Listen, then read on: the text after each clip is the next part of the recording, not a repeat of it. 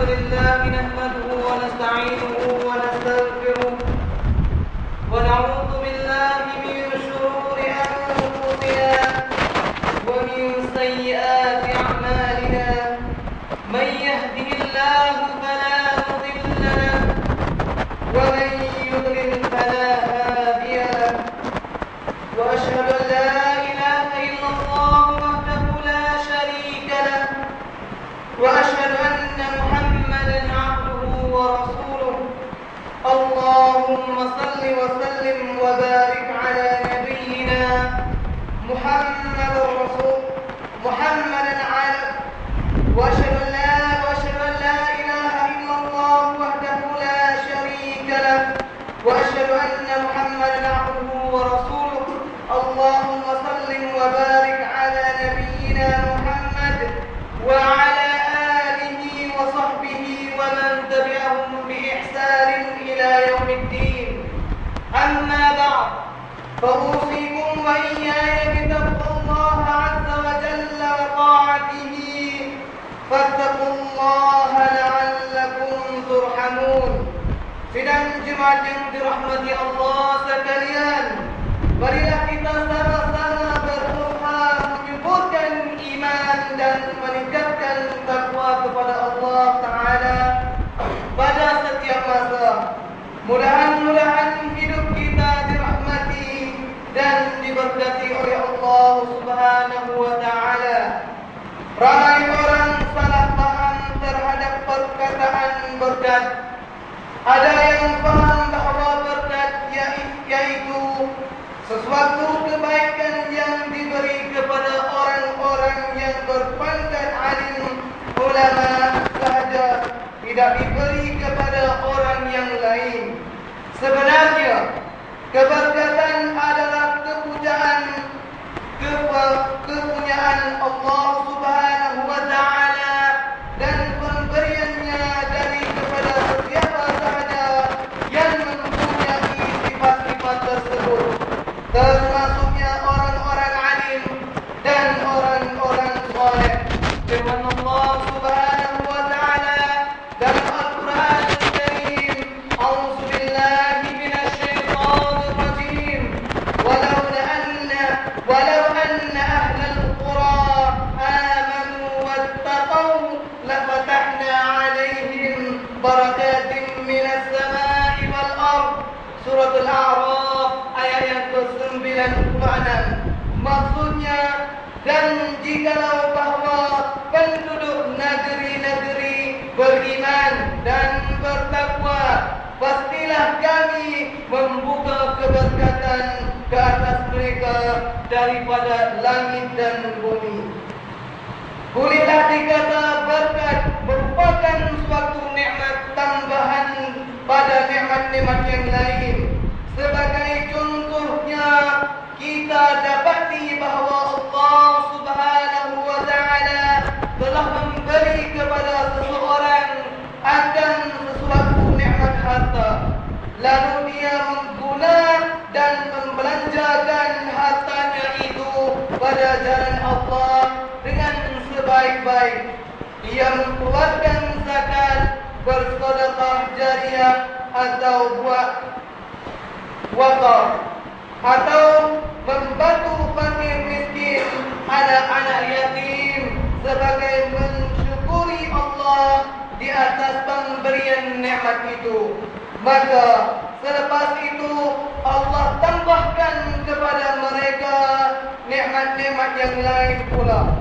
Itulah yang Allah Subhanahu wa Ta'ala berfirman di dalam ayat Quranul Karim yang berbunyi, A'udzu billahi minasyaitonir rajim.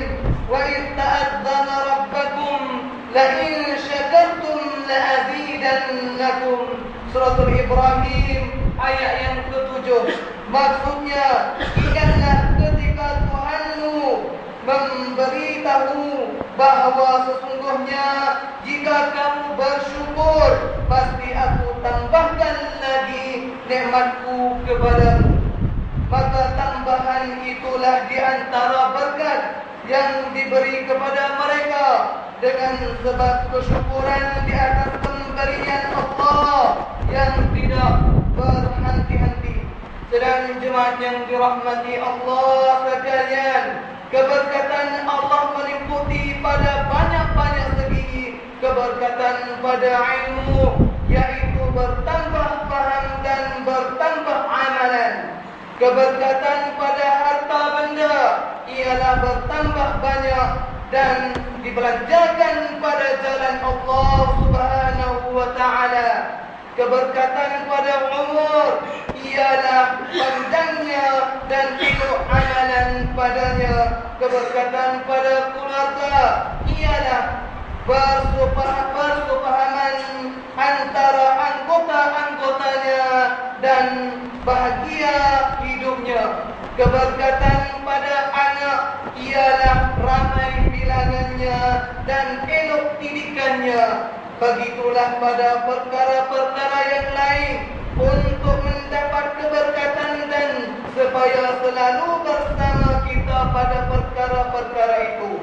Maka setiap muslim hendaklah ia menjaga dengan sebaik-baiknya dan melaksanakan menurut kehendak Allah Subhanahu wa taala sebagai pemberi nikmat, dan supaya keberkatan yang diberi itu tidak hilang dengan kita ikuti tuntutan seperti berikut.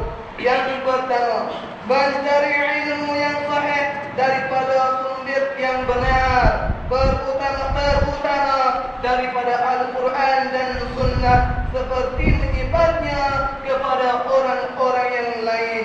Dua, mencari harta dan rezeki daripada sumber yang halal dan pintu-pintu keberkatan tertentu dan menjauhkan daripada rahmat oleh Allah Subhanahu wa taala.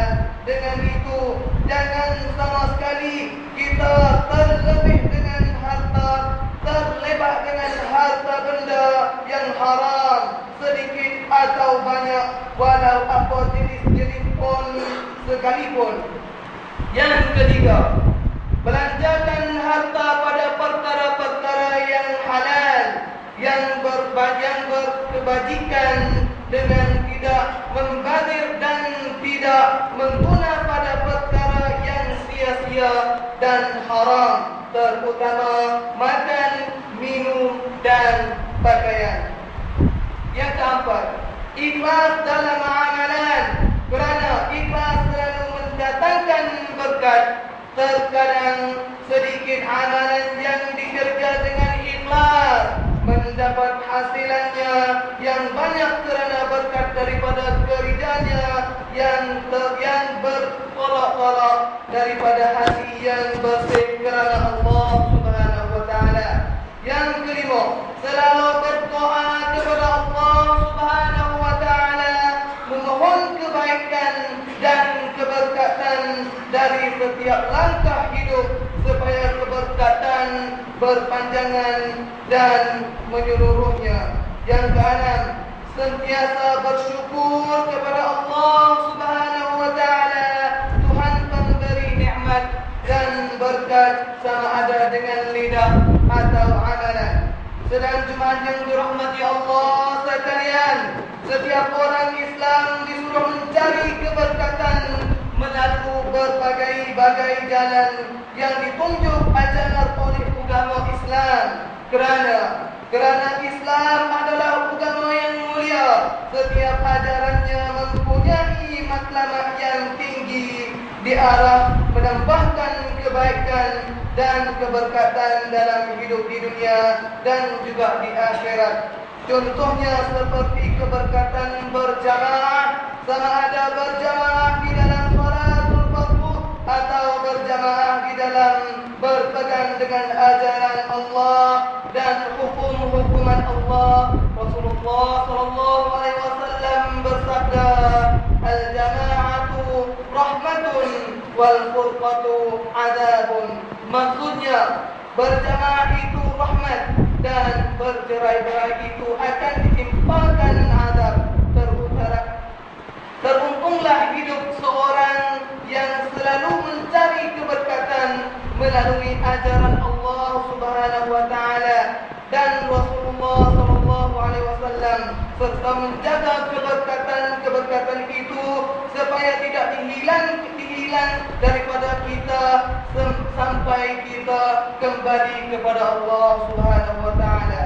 A'udzu billahi minasyaitonir rajim. Tabarakalladzi nazzala al-Furqana 'ala 'abdihi liyakuna lil 'alamin nadhira. Surah Al-Furqan ayat pertama. Maksudnya maha berkat Allah yang telah turunkan Al-Furqan, yaitu Al-Quran, yang membedakan di antara yang benar dan yang batil ke atas hambanya, untuk menjadikan pemberi amaran kepada semesta alam.